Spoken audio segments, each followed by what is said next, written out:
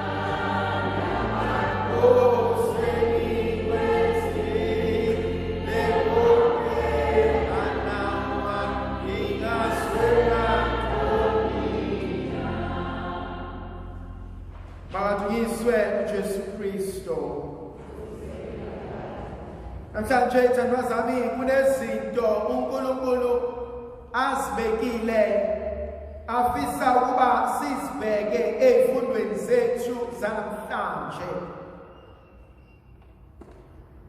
Ngifisa ukuba sibuke ezifundweni sethu sokuqala incwadi kaJoshua chapter 24 la uJoshua khona ebiza izizwe zonke zakwa-Israyeli enxusa ukuba amalunga ahlanganyele kanye naye, ebese ebabuza ukuba uma kukuhle emehlweni enu ngiyanicela ukuba nenze inkonzo yokuyikhethela, nenze inkonzo yokuhlukanisa. Into akhuluma ngayo namhlanje ukhuluma ngenkonzo yokuthatha isinqumo, ukhuluma ngenkonzo yokuzikhethela ukuthembeka kuNkulunkulu ngakho konke. Kunezinto azibuzayo uthi kona uma kube kuhle kunina, uma kuthandekile enhlizweni zenu, ngicela ukuba sithi ukusisa ukuthi ubani esiyohlala sithembeka kuyena. Ngabe nifuna ukukhonza oNkulunkulu abakhonzwe oyihlo? Ngabe nifuna ukukhonza oNkulunkulu basezweni laseGibhithe? Ngabe nifuna ukukhonza oNkulunkulu enhlangane nabo endleleni? Ngabe nifuna ukukhonza oNkulunkulu enhlala nabo kulelizwe? Ngabe nifuna ukukhonza oNkulunkulu banganeno komfula? Sibhekeni lenkonzo ithandwa zami ngey'gaba zayo ezahlukahlukene. Eyoqala inkonzo yokukhonza onkulunkulu bawobaba. Le nkonzo ibalulekile ngoba abanye bethu silokhu esiyikona ngokholo esalifunde ekhaya, ngokholo esalicela kobabamkhulu. Bathi abantwana bakwa-Israyeli bathi ukholo lwethu salamkela kobaba njengezinkwa ey'shisayo, kodwa ngobude bendlela izinkwa sey'khundile. Balulekile le nkonzo yokuqonda ukuthi mama sanethuka siyavuka isalukwa sami nekhehla lami mabebuka impilo engiyiphilayo bangajabula ingane. Balulekile le nkonzo ukuthi uma ngibuka ubaba noma ugogo nomkhulu ebuka ukwenza kwami, angasho yini ukuthi ngafundisa mntanami, ngiyayiqhenya ngalokhu oyibona. But also ithandwa zami enye ingozi, yingozi yensila yasekhaya. Khona insila yasekhaya ethatha isikhathi ukuba isuke kumuntu.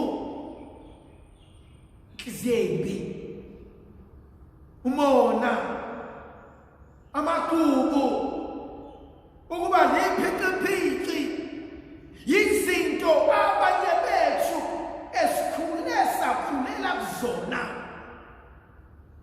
Uyabona uzalwe emndenini ongamazi omunye umuntu, ongakwazi ukuhlonipha, ongakwazi ukunika umuntu isigaba sakhe, umndeni obewuvela ukhuluma nanoma kanjani.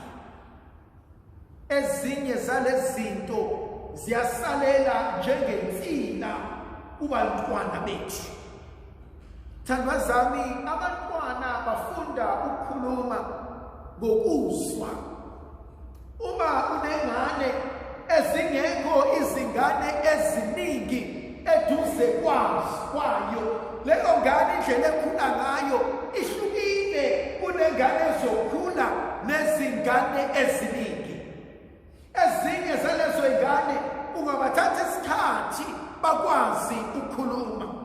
Ngakhuluma nomngane wami uFather uSikhosana, mangikhuluma naye ukuthi yindaba ukwazi ukukhuluma izilimi almost 8 out of 11 of South African languages uyakwazi ukukhuluma.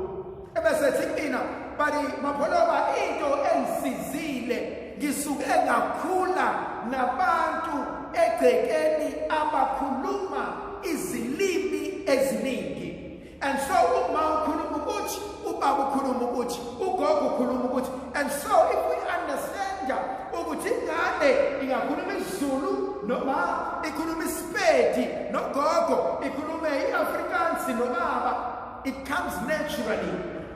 But so too nensila yongamazi omunye umuntu, so too nensila yenhlamba, so too nensila yohleba. And so kunezinto ekumele njengemuntu, njengekholwa eselithe ukukhula, ebese ngithatha isinqumo sokuthi angikwazi ukuwa ogibeni abazali bami ababekulona, angikwazi ukuba ileyanto abazali bami ababeyona. Umntanami akakwazi ukuba ilento ebengikade ngiyona. That's the first part. The second part for me, uma ethi uNkulunkulu enhlala ezweni labo laseGibhithe. Uthi uDavid ngelinye ilanga athi Nkosi ngicela into eyodwa kuwena, athi Nkosi ngicela ungangiphi ingcebo ngoba hleze ngiyodla ngisuthe ngithuke, kodwa futhi Nkosi ngicela ungangiphi ukulamba ngoba mase ngilambile hleze ngihambe ngiyojotsha. Thandwa zami, abantwana baka-Israyeli bangeniswe yini eGibhithe? Bangeniswe indlala. Ngesaba indlala. ngoba indlala ngokwesintu ingasho izinto eziningi. Khona indlala yesisu, umuntu lambile ubedinga ukudla. Khona indlala ye-appreciation, omunye umuntu ezibona engathandwa, ezibona enganakiwe, ezibona useless. Khona indlala for power, for recognition. Imina vele mphethe, imina vele ngishawufana, imina vele umem, imina vele oshadile, imina vele wenza izinto. And the moment ungamniki lento ayifunayo, uzoyithatha ngenkani. The moment angayitholi leyo nto, uzokwenza ukunyoka nobugebengu.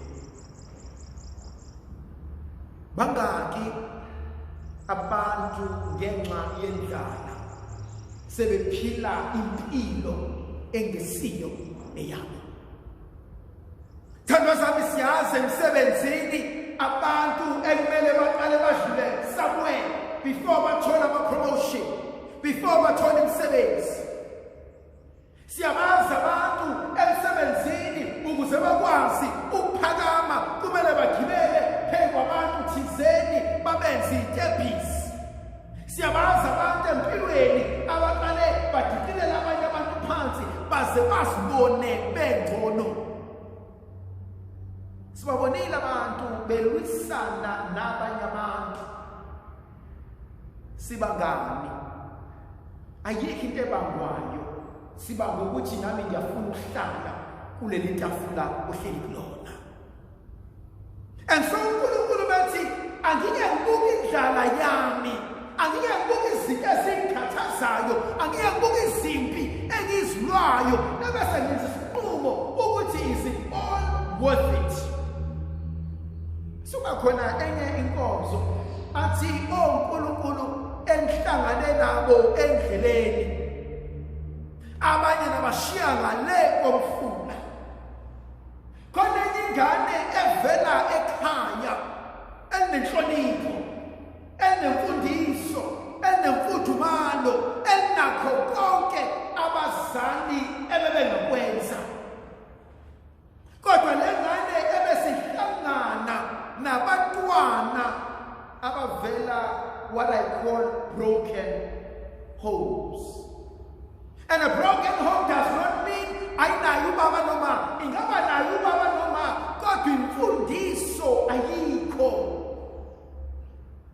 And lento uyibuka ey'nganeni eze-internet, uyibuka ey'nganeni esikoleni, uyibuka ey'nganeni ebandleni, but le nsila uyibuka uzuyibone sebebadala. Uyazi khona abantu abanganqeni ukuba abangani, but into ehlanganisile nawe ukuhleka. Akhulume nge-airtime iphele afakeni, iphele afakeni, afone lo iphele yakhe ngifone mina iphele, but yini esihlanganisayo? Ukuhleba. And take away ukuhleba, that relationship is dead. And I sometimes argue, be careful umuntu ohleba naye, ngelinye ilanga uyohleba ngawe. There are some relationships, uma uwabuka, they are toxic. Ifana no poison omncane ongenayo emzimbeni wakho, and kancane kancane uyakudla. And so methi uNkulunkulu ohlangane nabo ngendlela, ukhuluma ngabantu engibathole endleleni, abanye babo ngabenza uNkulunkulu bami. And I end up ngenza izinto engingazifundiswanga ekhaya. I end up ngiphila impilo engaphilwe ekhaya. I end up ngithatha iy'nqumo ekugcineni ejabulisa wena not mina. Omunye umzekeliso, bangaki abantu abayisitha sami engaxabananga nabo? Baxabane nomngani wami, sengixabana nawo. Mengibuza ukuthi bani ngenzeni? Hayi wena ukuthi usijwayela ngapha. But ngenzeni kuwena? And so khona uNkulunkulu ehlangane nabo sabenza uNkulunkulu wethu. Egcinene besethi noma uNkulunkulu enhlala ezweni labo. Ngiyayisaba inkonzo yokunceka. The moment usumncenga umuntu umenza uNkulunkulu wakho. The moment usumncenga umuntu kube ngathi ayikho into okwazi ukuzenzela yona ngaphandle kwakhe. Thandazami iqiniso. Akekho umuntu odinga ukuncengwa empilweni. Ngoba ongakwazi ukwenza uyofunda ukwenza. Mawungakwazanga ukwenza angeke ufe. And so khona abanye uNkulunkulu engihleli kubona ngoba ngihlala nabantwana bami. Engihleli kubona ngoba ngiyesaba ukwenza okunye differently. Namhlanje ubuza umbuzo omnandi uthi khethani. Make a decision. Uzoqhubeka and be unhappy noma you're going to decide and move on. Ivangeli liyawuphendula lo mbuzo. uJesu uyababona uyabezwa becomplaina bekhononja in John chapter 6. Ebesethi uJesu inzima lenkulumo engikhulumayo. Lithi izwi likaNkulunkulu abaningi bahlehla abasaze bahamba noJesu. And so too empilweni kunabantu, I strongly believe kunabantu uNkulunkulu angeke akwazi ukusibusisa besasempilweni yethu. Kunabantu who block every blessing. Tata story sika Abraham no Lot. uNkulunkulu had all the plans for Abraham. uLot wahlangana noAbraham. uNkulunkulu akakhulumanga noLot as long as uAbraham wayekhona. Kuthena uLot esehamba khona nomsindo bakwayisebenzi waphela. Wabuya uNkulunkulu empilweni kaAbraham. Wathi Abraham kahle kahle icebe nginalo ngempilo yakhe le. So khona uJesu into ayenzayo. Uma kukhona abantu abaphuma ngesango, ungayi abavimba ukuthi manini bakhalipeni mabangaphumi, but the best way out, close the gate on your way out. But uJesu has the audacity to say ningalivali igate ebesebuza laba bantu ukhona nini ofuna ukuhamba. I once did that in a meeting. In a meeting athi umuntu ufuna ukuresign, a very important person. Nathi ngiyaresign mina manje ngithi ukuthi nokuthi under normal circumstances I would have said, "Oh please bandla ngicela ungaresign sizobona senze njani." Guess what I said? I said, I accept your reservation with immediate effect. Ngase ngithi ukhona nomunye la ufuna ukumlandela. And maqedwe ukusho njalo ngathi hayi sungamhambela sewuphelile umsebenzi wakho ngiyabona. When people want to go, let them go. Because singalena kwegate kunesibusiso uNkulunkulu afuna ukwenza. Ndlovukazi yezulu ayibe nathi sibusiso sivikele sikhanyisele ngoyise nendodana nomoya ogcibileyo.